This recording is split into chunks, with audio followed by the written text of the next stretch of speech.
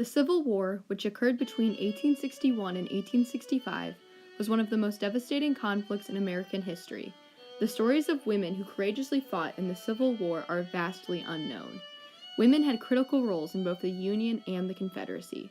Today we will be talking about women who fought in the Civil War as soldiers and spies.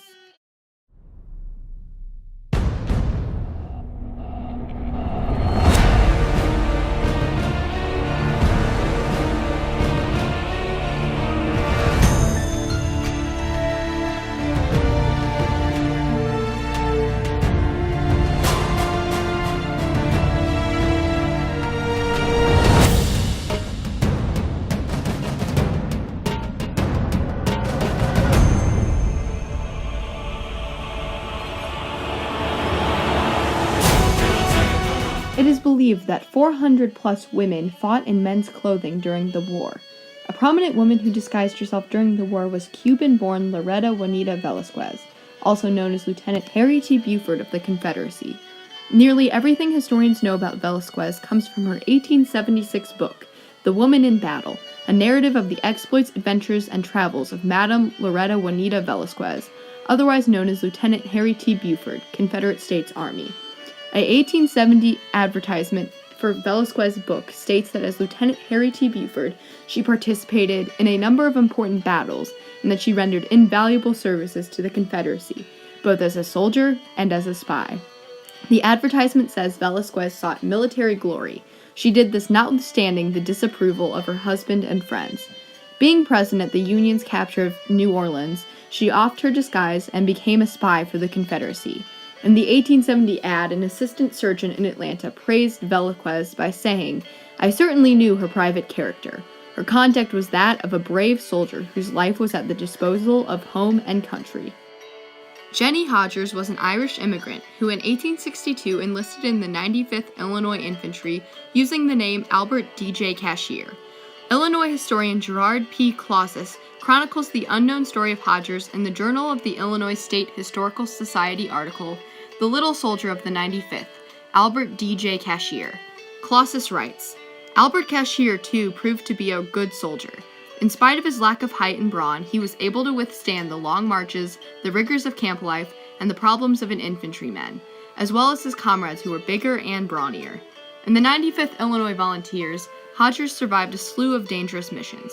Jenny continued living as Albert Cashier after the war until her sex was discovered and later revealed at the Illinois Soldiers and Sailors Home in Quincy, Illinois.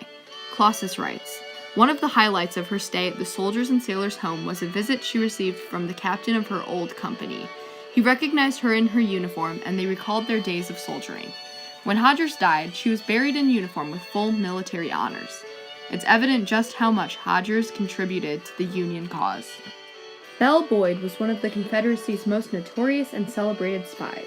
At the age of 17, she shot and killed a Union soldier for insulting the Confederacy and her mother. She obtained Union secrets by eavesdropping and charming Union soldiers. Early in her career, she single-handedly captured 2 Union soldiers by riding into their land, pretending it was an accident, then tricking them into escorting her back into Confederate territory. In her memoir, Belle Boyd in Camp and Prison, she describes this, saying, "Imagine their blank looks when soon after they had escorted me beyond their lines, my Confederate friends rode out from their ambush and joined the party. All 4 looked surprised and embarrassed. I broke the general silence by saying with a laugh to the Confederates, 'Here are 2 prisoners that I have brought you.'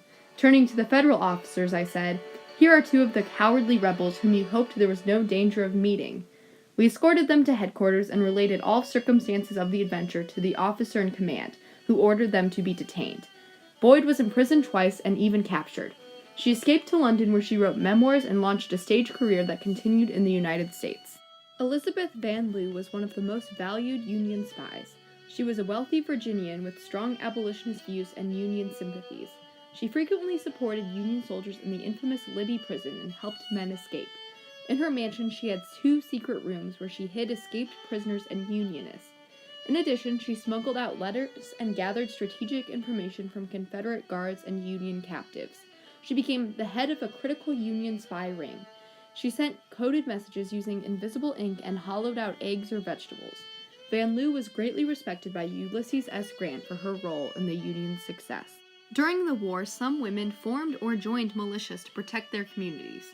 The Women's Reserve Unit in Washington, D.C. was organized for possible defense of the city. The Nancy Hearts was a female Confederate militia that protected their Georgia hometown.